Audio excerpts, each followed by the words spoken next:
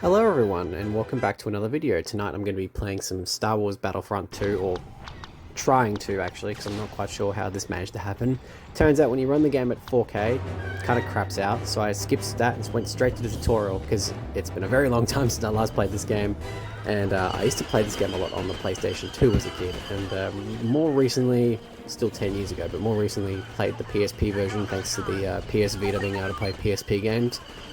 And that was a blast from the past because the user interface was exactly the same, but as you can see here, I kind of found it amusing that the text doesn't scale properly to well, anything modern, because this is the game running at 1080p, and the bottom left is fine, the icons in the bottom with the weapons and gadgets and all that are fine, but none of the text is readable.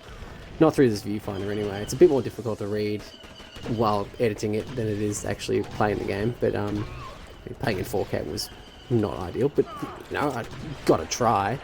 I did have one other game on my PC immediately work at 4K, so it was quite nostalgic going back through this tutorial again, because I remember I played this a lot as a kid, and in fact I remember when I got my PS2 back in Christmas, or when me and my brother got the PS2 in Christmas of 2007, I think this was one of the first games we played for it actually, and I remember spending a lot of time on this, and yeah, I think I upset my brother or something regarding this, and got my mum yelled at me at Christmas point because I pissed off my brother about something on this game. So that was a fun memory. It was a funny memory looking back on it because I was a bit of a little shit. I think I was just way too excited that I got a PS2. Because we had a PS1, we got it late 2005, and that was the first game console I ever had as a kid. And of course we went straight to PS2, and then 2 years later went to the Nintendo Wii, and then further 2 years later got an Xbox 360, and then 2.5 years later we had I got an Xbox One, and that's where all this sort of links into the YouTube channels of current. But going back to the whole thing about nostalgia, because of course this video is full of that really. Yeah, literally, and more to the point, the revival of this channel has been linked to nostalgia really. I was kind of feeling lost, as I said, I haven't had a great month or so, and had a bit of an off morning to start yesterday. But as I'm recording this, I think I'm slowly on the mend, and I'm slowly getting better at things, and slowly realizing that I will be okay, even if everything around me probably won't be. Everything will be alright in the end, or everything will make sense, I guess. It's just at the moment things are a bit more difficult than I would have liked at this point in my life, but we all have our roadblocks and, mishaps, don't we? And that being said, this game was a lot of fun. It's been a lot of fun going back to it. Even the tutorial actually holds up quite well. I think it actually just genuinely gets you really in the idea of how the game, the game's mechanics and all that. And it gave me time to get used to the controls and all that. And I thought it was so cool that it was based off the Battle of Geonosis.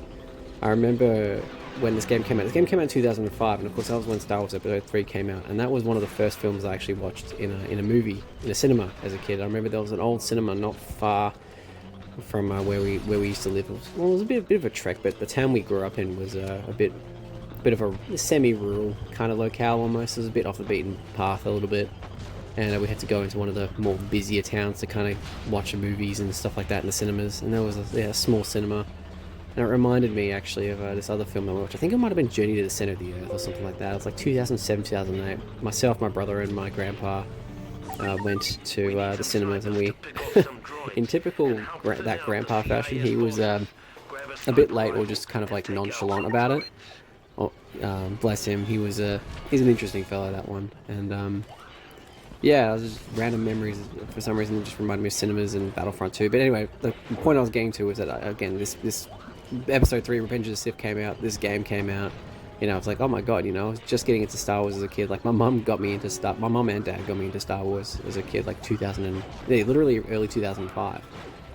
And yeah, it's just kind of funny how all that kind of happened. There was a lot of things in my childhood that I got into, and then all of a sudden there was all this media around it, and yeah, a lot of it was because there was a new movie coming out, or a new game, or something coming out that was tied to that sort of franchise, or media identity, or whatever you want to call it. I don't know why I called it a media identity, but it happened a lot as a kid, and sometimes unintentionally. This was quite interesting. I didn't record the full tutorial. Well, I did record the full tutorial, but I opted to skip some of it because the back half of it is kind of monotonous and kind of boring. So you'll probably see the jump cut right around here. They'll just skip straight to Maze Windu. The thing is that playing this on PC compared to PS2, it's the heroes, like playing as the Jedi or Sith or, Han Solo, I know there's bounty hunters and whatnot. Playing as the hero characters that use lightsabers feel a bit weird on the PC version to me. Might just be, me being used to the PlayStation 2 and PSP versions, but yeah, it just felt weird. I just much preferred playing as a, a grunt or like Battlefield 2, for instance. And I think this game is partially a catalyst for me getting into the Battlefield 2 series, because I mentioned the story about the consoles that I had as a kid and everything like that, but sometime in around late 2007, early 2000, I think it was late 2007, we actually got a custom built PC that was more gaming orientated and whatnot. And the PC didn't have it spec'd well for the time. Apparently, it had like an NVIDIA GeForce 8500 or something to that effect.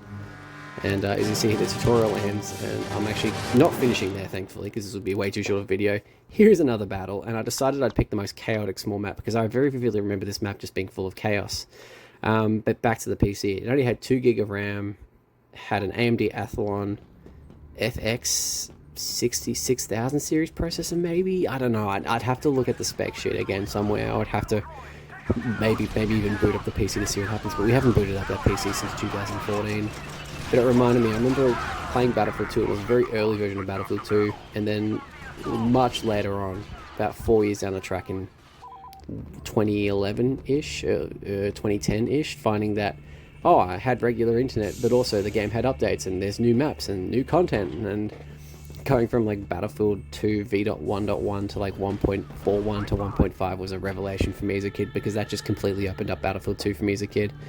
And then the rest is history, really. The YouTube channel starts, and here I am now, a good chunk later, rambling about games over pre-recorded footage. Yeah, this map is total chaos. I love this. This map, I'm kind of contradicting myself here, because playing as the heroes with lightsabers just didn't feel great in open spaces, but on maps like this, it actually feels really good, because you can just go straight in and just have all hell break loose. It was nice seeing that there's a modding scene for this game too, because I didn't really think there'd be a modding scene for it for whatever reason. I thought that was like mainly like a Battlefield 2 thing, or some other game like the Need for Speed games or something like that. But it is really nice to see that it is a thing, and it is still very active, and there's an online community that's still going, because of course the game has like, I think it's like Open Spy or something like that. And visually, despite the gremlins with the text and it not really liking anything above 1080p, this game still looks great. Like, I had this debate internally, realizing that a lot of these games, a lot of people look back on these games for nostalgia purposes, of course. That's literally what I'm doing. But it's also very interesting to see, like, it's to its credit, it is a Star Wars game, and Star Wars is, if anything, known for its very strong visual identity. If you're gonna name it, at least in my opinion anyway, I think that's the first thing that comes to mind when I think of Star Wars, is its very strong iconography and very, it stands out. It's very unique for what it is. I mean, I guess it's been done to death because, Disney, capitalism, and all that good stuff that's just, milked it for what it's worth. But people eat it up because it's got such a, unique premise, whatever. And it's a strong visual identity, just means it just stands out. People kind of fall in love with it because it's romanticizing space and, a fictitious universe full of wonder and mystery, which ties into sort of escapism. We're all looking for those sort of things, and that's what I've done with games, really. It's a bit of an escapism, although with recent events it's been a bit of a struggle, because it's, part of the reason why I've kind of been struggling with that sort of thing is because someone who I thought was very important to me in my life had tried to convince me that this wasn't really, too many people do this sort of thing, and it's a bad thing and all that. And yeah, I guess overindulging in nostalgia is a bad thing. Excuse the voice break. But in saying that, like, we need to kind of look back to the past to remind ourselves of who we are. If we're constantly going forward all the time, we're kind of going nowhere, because there's no, predetermined road or no prior road to sort of, base your journey off. You're kind of just going in an aimless direction, just trying to find something. If you don't look back on something as a source of inspiration, then what are you doing? And I'm pretty sure that saying's been done to death or something to that effect. I don't know. As I've said countless times, as someone who's only grown up speaking English, the way I word things is, I joke that it's like not of an English speaker. I don't know why that is the case. It's just how it is.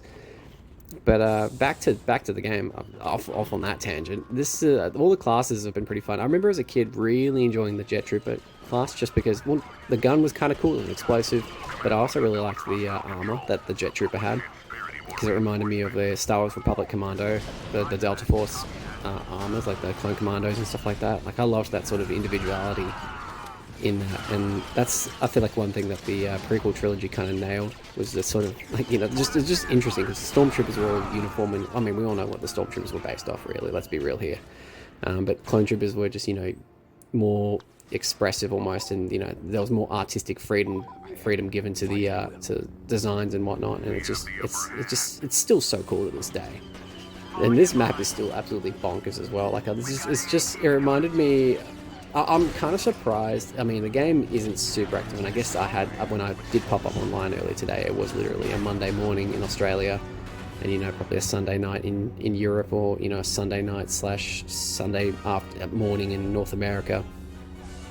But I'm surprised that this game doesn't have more like with Battlefield 4, there's like Operation Locker, and you know, those kind of like grindhouse maps. I'm surprised that this isn't like a grindhouse map of sorts. I guess there are vehicles on this map, like towards like the main like Republic and CIS capture points, but it's still kind of funny to me that it's, you know, kind of not really played that much. Maybe I'm wrong. I mean, I've completely missed the sort of the peak of this game's online community, but it's kind of weird. Speaking of missing the peak, I mean, I didn't really miss the peak, but I do distinctly remember when I had internet and I downloaded Star Wars Republic Commando, or installed it, finding an online community on there and being surprised that people were playing it online back in, like, I think it was like 2010 or something like that. I remember playing it online and like playing against other people and all that. That was a funny little random memory. This video is full of me reminiscing on random memories, and I guess that's a good thing, isn't it? You know, it is. For the hell of it, it is. Of course, this is the filler arc of the video where I'm aimlessly running around. I thought you could break that glass. It would have been a cool little detail if you could, but you can't. I thought you could. And of course, the end of the game, when there's just literally one or two like enemies left and there's one capture point left, it's kind of like, you know, just a wild goose chase at this point.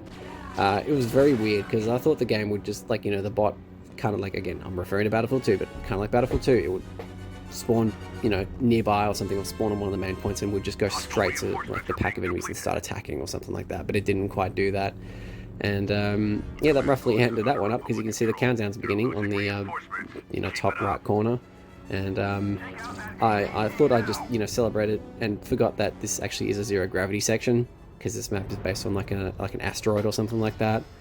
But yeah, the match pretty much ended after this, really. There wasn't really much else to say or play, really. So that basically wraps up the end of the video, guys. I really hope you enjoyed it. It's just me rambling again, really, but I'll be uploading still, and I'll see you guys in the next video. For now, take care.